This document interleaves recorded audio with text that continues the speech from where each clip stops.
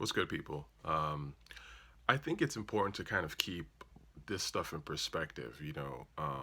As much as I criticize Playboi Carti and all that, I think that at the end of the day, this is a guy who was absolutely groundbreaking when he came out, and it's important to sort of give his criticism with a shade of love, at least, right?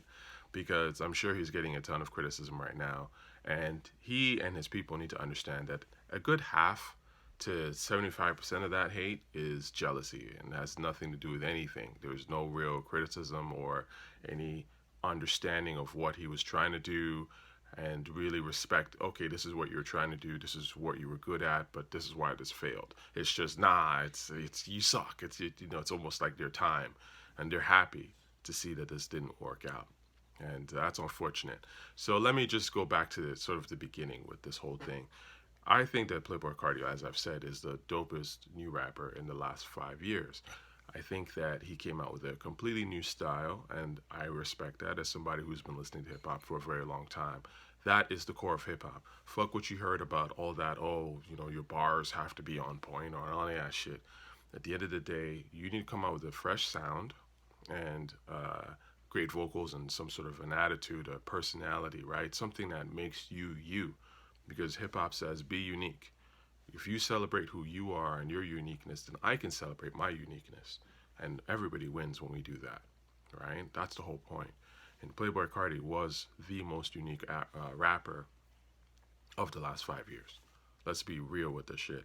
When I heard Magnolia, I thought Magnolia, I didn't, at first I was like, this song, like this beat is ill, but this rapping is trash. But then I looked at and listened to it a little bit more. But again, there was something about it that kept me listening to it over and over again. And I kept listening to it, and I went, "Oh, this guy is ad libbing this entire shit type of style. That's interesting. I mean, it's limited. There's only so much you can do with it to a certain degree, and it can get repetitive in a way. But that's unique, and that's kind of brilliant, actually." Especially given where we are with this rap stuff. I mean, rap is mumbly, right?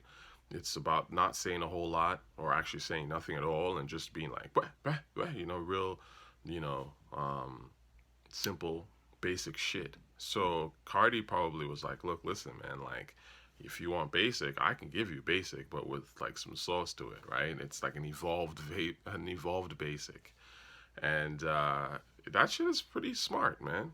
It shows there's an intelligence there. There's a music intelligence there because, contrary to what people might think, Cardi is actually quite a good rapper. He's pretty decent. Like especially if you look at some of his older stuff, that he was doing with Awful Records and even slightly earlier. This is a guy that can actually put together a sentence.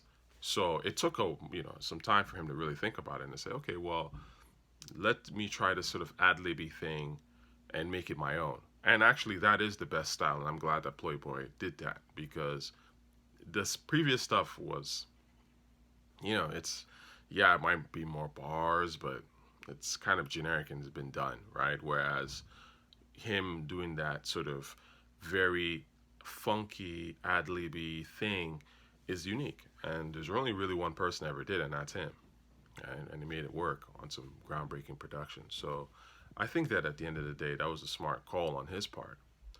His initial sort of self-titled, all that stuff was fire to me. I mean, again, Magnolia was kind of the very first thing I really heard from dude, but it really only took a couple of days, and I was like, oh, this is some other shit, and I kept listening to that.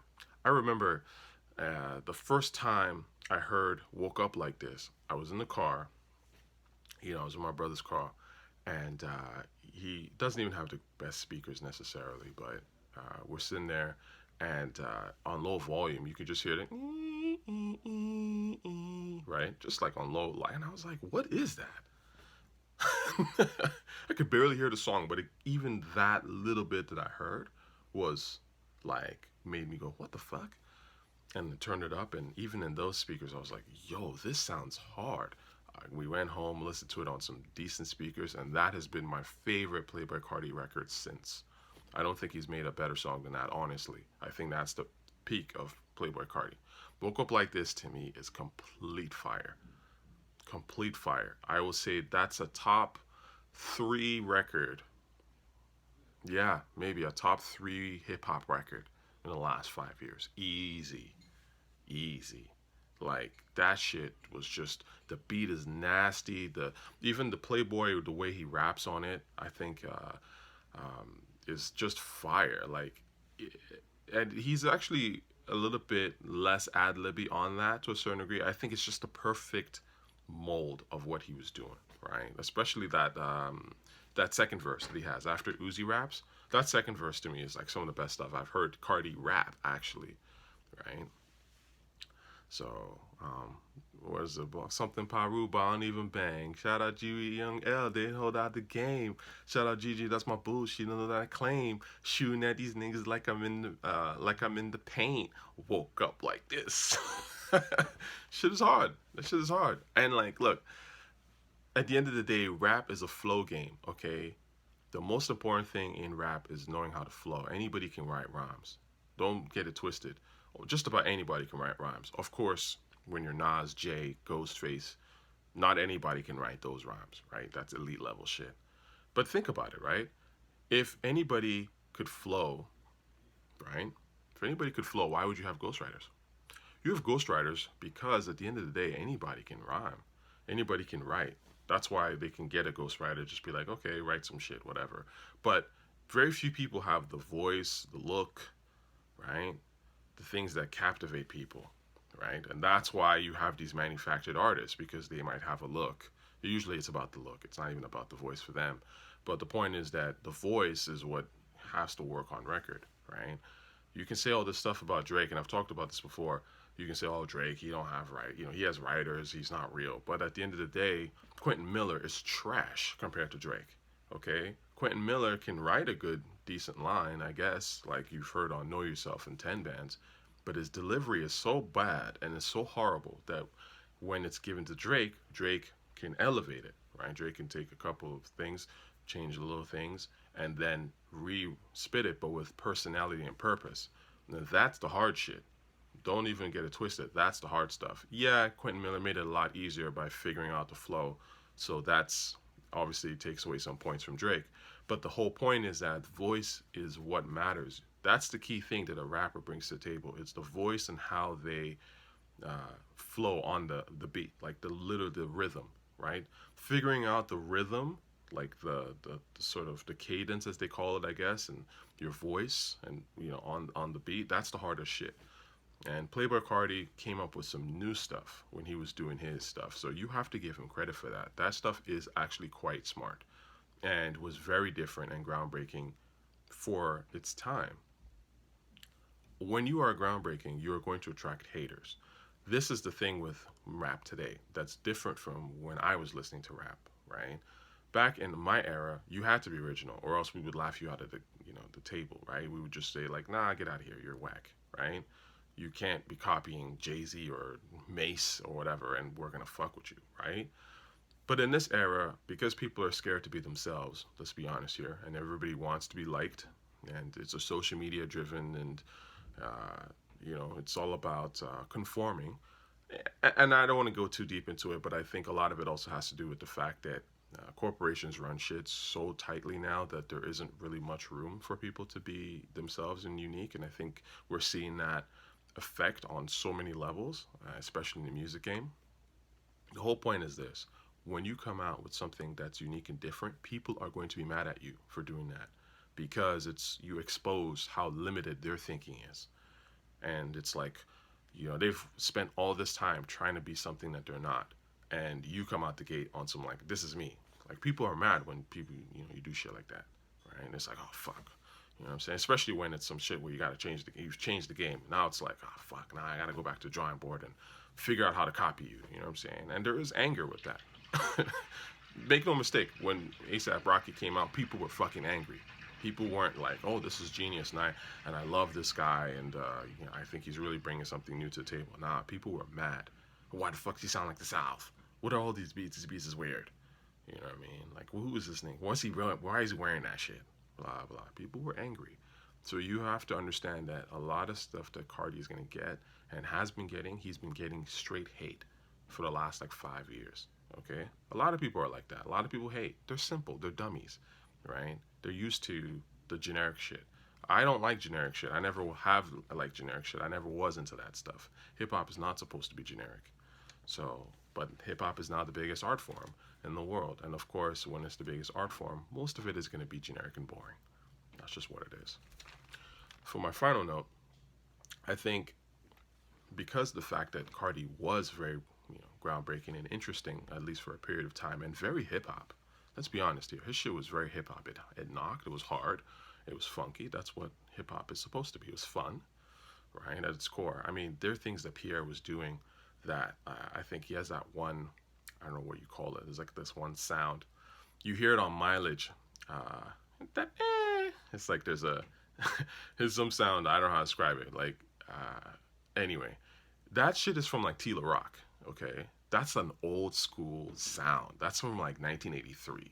Okay, from like a classic hip hop record. These guys are hip hop as fuck. They do their homework. They know exactly what they're doing. I think even Playboi Carti had an MF Doom reference in this album. These guys know their shit.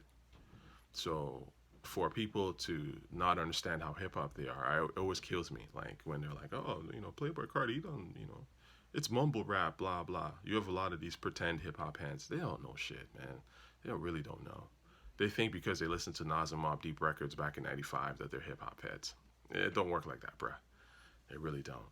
And a lot of those guys probably jumped on the bandwagon anyway. So, Playboi Carti is a hip hop artist. His stuff, self-titled, Some of Die Lit, is some hip hop ass shit, and it's dope, and it's gonna last, and people are going to respect it. They respect it now, and that's where all this buzz comes from because he has dropped respectable music. It was about the music with Playboi. It wasn't even so much about the look. Yeah, I'm sure there are people that loved his look and all that, but at the end of the day, people were excited for his music. That's why Playboi Carti can disappear, come back after a year, and drop a song, and people go, "Oh my God, I gotta hear that." That means that you have the power of music, and that's a strong power. But of course, you have to understand that your stuff has to be quality, and that's where the criticism comes in. Carti fans are not like your typical rap fans, right? Your typical pop fans. Again, Carti's a hip hop artist, and hip hop artists are very, very critical.